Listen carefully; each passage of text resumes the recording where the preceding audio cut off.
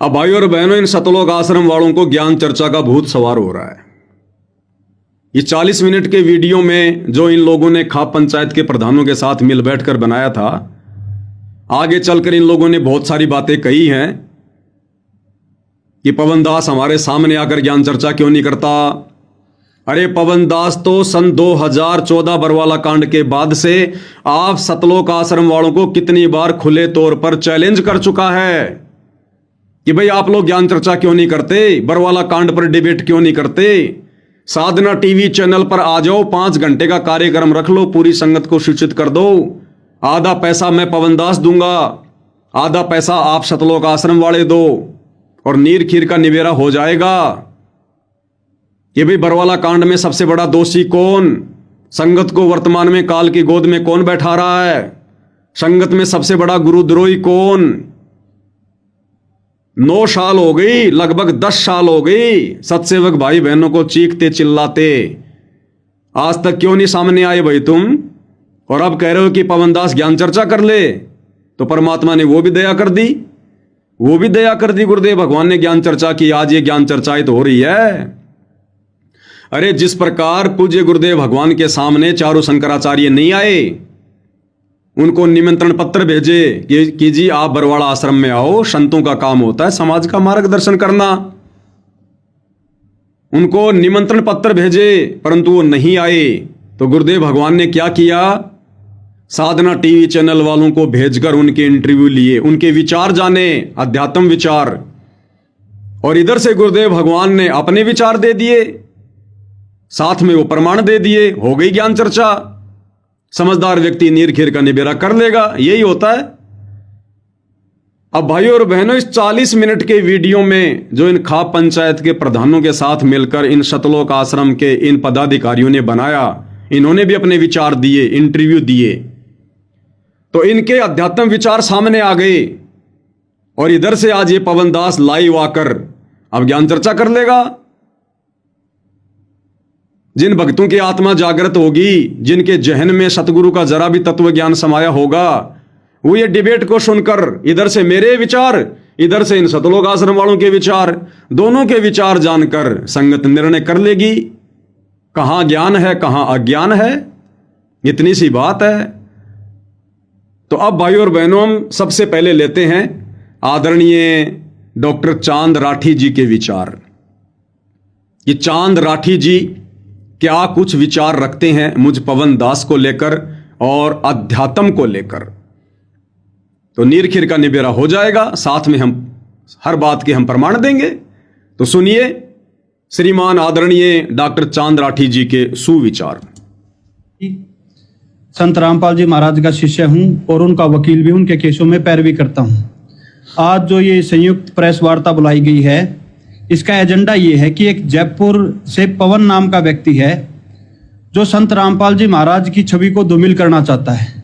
उसका एक ही एजेंडा है कि संत रामपाल जी महाराज के मिशन को रोकना और समाज और संत रामपाल जी महाराज के बीच में एक खाई पैदा करना।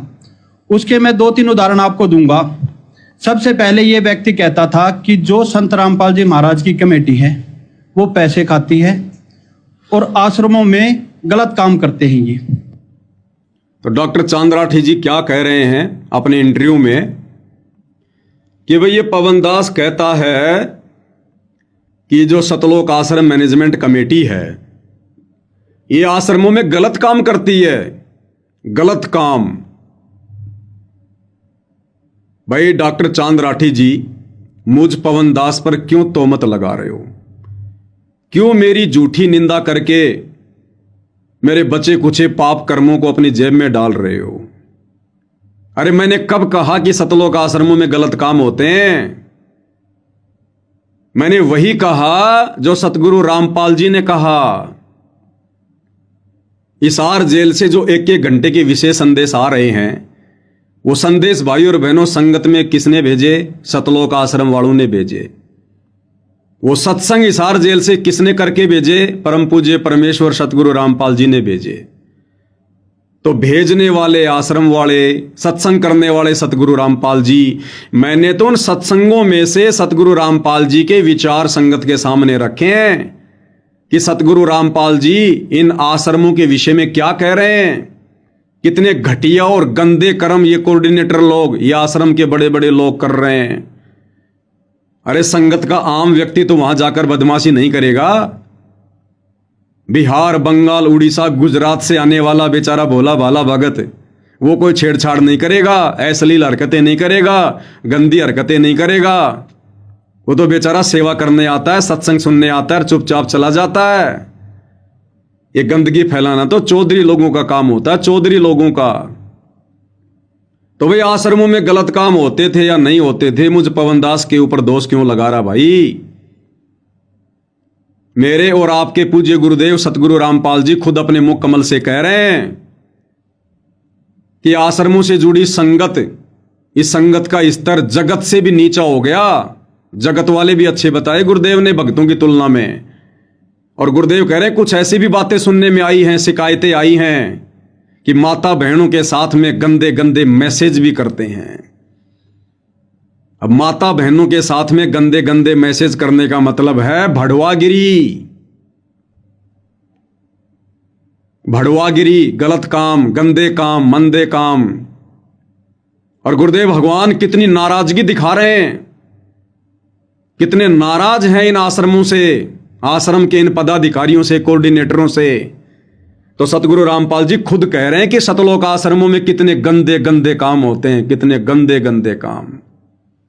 तो गुरुदेव भगवान के मुख कमल से सुन लीजिए चांद राठी जी। विचार करना होगा कि हम कौन है, कहां से आए। आपस में खेचातानी रखते हो अभी भी भगत हो गए। अच्छे इंसान तो जगत वाली बिना करते ऐसा जैसे भगत कर रही है। अच्छे इंसान तो जगत वाली बिना करते ऐसा जैसे भगत कर रही है। अच्छे इंसान तो जगत वाली बिना करते ऐसा जैसे भगत कर रही है। अच्छे इंसान तो जगत वाले भी नहीं करते जैसा ये भगत कर रहे हैं। तो जगत वाले क्या करते हैं? गंदे काम, मंदे काम, घटिया काम। और जगत वालों से भी गया गुजरा सतगुरु रामपाल जी ने इन सतलोक आश्रमों से जुड़े भक्तों को बता दिया कि ऐसे काम तो जगत वाले भी नहीं करते जो ये भगत कर रहे हैं। तो जगत वाले क्या करेंगे? शराब पिएंगे, मांस खाएंगे, चोरी करेंगे, झूठ बोलेंगे, भड़वागिरी करेंगे, दुराचार करेंगे, व्यभिचार करेंगे, और तो कुछ है ही नहीं उनके पास। और उन जगत वालों से भी गलत काम करने वाले सतगुरु रामपाल जी ने अपने भगत बताए जो इन सतलोक आश्रमों से जुड़े हुए हैं। तो किसने कहा कि आश्रमों में गलत काम होते हैं? पवन दास ने, या पवन दास के पूज्य गुरुदेव सतगुरु रामपाल जी ने? आगे और सुनिए पूज्य गुरुदेव क्या कह रहे हैं। माता बहनों के साथ, बहन बेटियों के साथ गंदे गंदे मैसेज। अरे अपनी गुरु बहनों के साथ में बढ़वागिरी, अपनी गुरु बहनों को गंदे गंदे मैसेज कर रहे हैं, अश्लील चैटिंग कर रहे हैं। ये अच्छे काम है या गलत काम है? क्या कह रहे हैं गुरुदेव, सुनिएगा। किसी को छोटी सी सेवा दे देते, कोऑर्डिनेटर बढ़ा दिया, वो ने सोचा मैं खुदा बढ़ गया। अरे इतना शिक्षा तो पड़े, मजदूर बनो सीखो, मजदूर। और कई देखा है कि कोऑर्डिनेटर या जिसकी जो भी व्यवस्था लगाई जाती है व्यवहार भी ठीक नहीं करते, धमकान लग जाते, कुरकान लग जाते। और कुछ ऐसी भी शिकायतें आई हैं जो बहन बेटियों के साथ गलत मैसेज भी डालते हैं। तो वो दुष्ट लोग ना तो कोऑर्डिनेटर के योग्य है ना वो भगत के योग्य। और कुछ ऐसी भी शिकायतें आई हैं जो बहन बेटियों के साथ गलत मैसेज भी डालते हैं। तो वो दुष्ट लोग ना तो कोऑर्डिनेटर के योग्य है ना वो भगत के योग्य। और कुछ ऐसी भी शिकायतें आई हैं जो बहन बेटियों के साथ गलत मैसेज भी डालते हैं। तो वो दुष्ट लोग ना तो कोऑर्डिनेटर के योग्य है ना वो भगत के योग्य।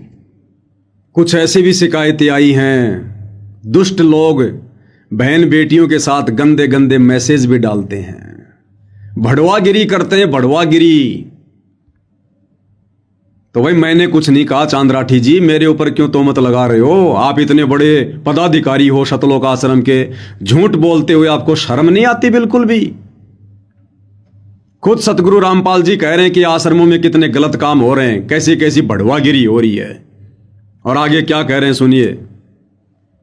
तो ऐसा तो संगत में कुसंगत उपजेगी, और ऐसी कुसंगत होगी फिर हम रखेंगे नहीं इसको खेत में। किसान उस कुबाड़ को पाड़ के खेत तो बाहर फेंक देता है, तो उसको आप मिशन से निकाल दिया जाया करेगा। सुधर जाओ, एक एक नहीं सुनी जाया करती थी, सामूहिक शिक्षा दी जाती है, अमल कर लो इन पे। कर्म बतेरे फोड़ लिए, इस ज्ञान का असर क्या होगा? थोड़ा सा सुख होते फिर पक्के एजेंट काल के बन जाते, बकवाद वही करनी, भगवान से दूर हो जाओ। थोड़ा सा सुख होते फिर पक्के एजेंट काल के बन जाते, बकवाद वही करनी, भगवान से दूर हो जाओ। थोड़ा सा सुख होते फिर पक्के एजेंट काल के बन जाते, बकवाद वही करनी, भगवान से दूर हो जाओ। तो सुना चांद्राठी जी, सतलोक आश्रमों में गलत काम होते हैं या नहीं होते हैं, ये बात कौन कह रहे हैं? स्वयं सतगुरु रामपाल जी, हिसार जेल से विशेष संदेश नंबर 66 में। और ये सत्संग आप ही लोगों ने संगत में भेजे हैं, मैंने नहीं बनाए। तो मेरे ऊपर क्यों तहमत लगा रहा भाई? मेरी झूठी निंदा करके पाप का भागी क्यों बन रहा है?